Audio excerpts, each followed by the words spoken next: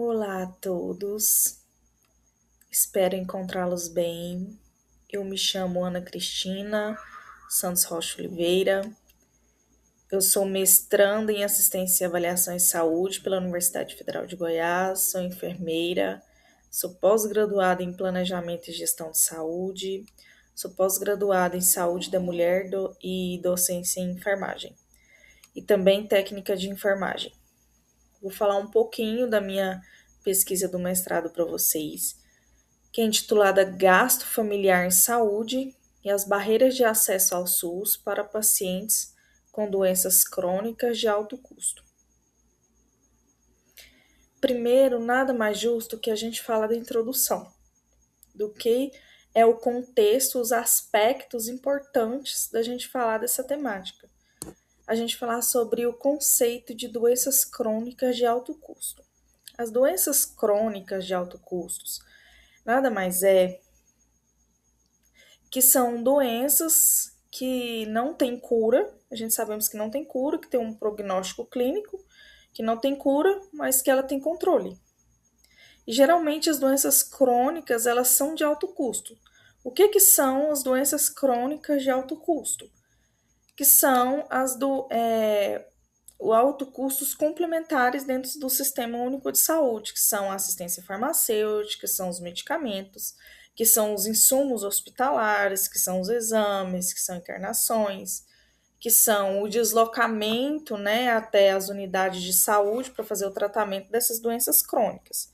Doenças como diabetes, hipertensão, câncer de todos os tipos.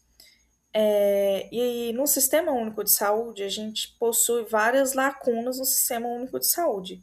O que seriam essas lacunas do Sistema Único de Saúde? Seriam as falhas no Sistema Único de Saúde, que são a demora no atendimento, que são na perspectiva do paciente, que é o alto ônus financeiro, né, desses tratamentos, a gente chama de tratamentos de suporte para essas doenças, que são os medicamentos, que são as internações, que são os eventos adversos que esse paciente pode acometer durante o tratamento, que são o revezamento, né, desses medicamentos, que muitas vezes o médico ele passa uma profilaxia de um medicamento e muitas vezes esse paciente ele não consegue manter com essa profilaxia e acaba que ele tem que mudar novos fármacos. Isso gera um custo, um alto valor para esse paciente. A gente tem as barreiras de acesso no Sistema Único de Saúde, que são a judicialização de medicamentos de alto custo. Essa judicialização pode demorar muito tempo, muitas vezes 6 meses, 2 anos. Isso pode acontecer uma sobrecarga para o paciente, para o sistema de saúde. E muitas vezes a judicialização ela tem sido uma lacuna no Sistema Único de Saúde muito grande. Por quê? Porque muitas vezes o paciente ele consegue essa judicialização por um tempo determinado, por exemplo, 2 anos. Só que o prognóstico desse paciente chega com 2 anos, ele precisa de prorrogação. E essa prorrogação, o Sistema Único de Saúde, ele não fornece, o que precisa entrar novamente na judicialização e ir novamente para o início da fila para conseguir esse medicamento. O que acaba ocorrendo muitas vezes, tem paciente que ele não tem uma integridade total no acesso ao medicamento, o Sistema Único de Saúde, infelizmente, ele tem essas falhas, essas dificuldades, o que leva muitos pacientes a abandonar o tratamento por conta dessa sobrecarga, aí gera sobrecarga emocional, sobrecarga física, sobrecarga comportamental, gera estresse, depressão, ansiedade, por conta desses fatores extrínsecos que o Sistema Único de Saúde ele tem com esses pacientes. E quando a gente fala em contexto, a gente fala em gasto familiar em saúde. O que é esse gasto familiar em saúde? É todos aquele gasto que o paciente precisa ter dentro do Sistema Único de Saúde para ele ter acesso. Pode ser alimentação, esse paciente ele tem gasto com higiene pessoal, ele tem um gasto, tudo aquilo que é o desembolso. O que seria esse desembolso? Seria tudo aquilo que o paciente ele precisa tirar do bolso para ele conseguir, que o Sistema Único de Saúde não fornece, que é a água, energia, todos os gastos de subsistência.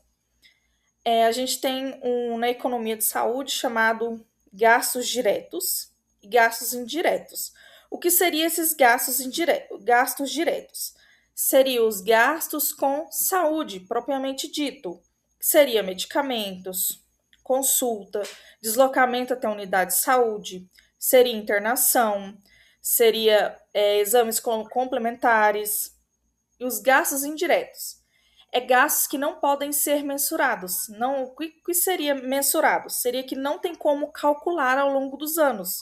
Por exemplo, assim, a perda de atividade laboral desse paciente, dessa família, essa família que não tem condições de pagar um cuidador, que não tem condições de pagar uma pessoa, um técnico de enfermagem, um enfermeiro, para cuidar desse paciente, e muitas vezes o familiar ele precisa sair do emprego para poder dar mais atenção para esse paciente.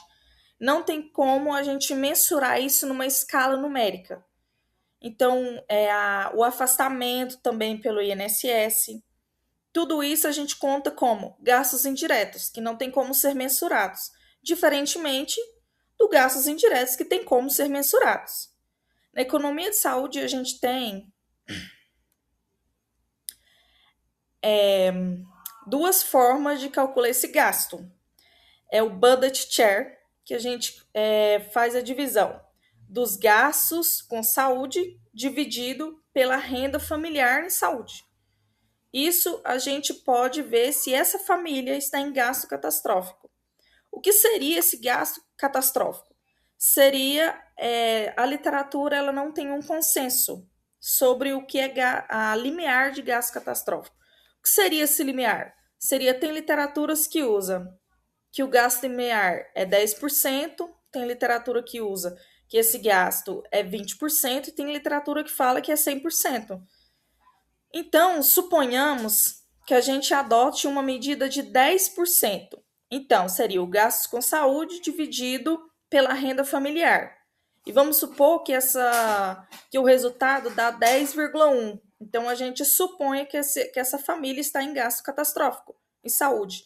Ou seja, que ultrapassou essa limiar de renda dentro dessa família, o que pode ocasionar, muitas vezes, venda de bens para custear o tratamento, para a continuidade do tratamento, para esse paciente ele ter uma melhor adesão no tratamento, tá? Uma proatividade, uma proficiência durante esse todo tratamento. Tem pacientes que precisam vender casa, precisa vender farmácia, precisa vender os bens, precisa fazer empréstimo, os familiares precisam ajudar, as famílias, os amigos. O paciente ele fica muito refém dessas ajudas, tá? O que ocasiona muitas vezes esse desânimo, essa sobrecarga que eu falei anteriormente. O conceito de financeiramente catastrófico são todo aquele limiar que o paciente ele precisa desembolsar para a continuidade do tratamento e que ultrapasse a renda da família. A gente chama isso de financeiramente catastrófico.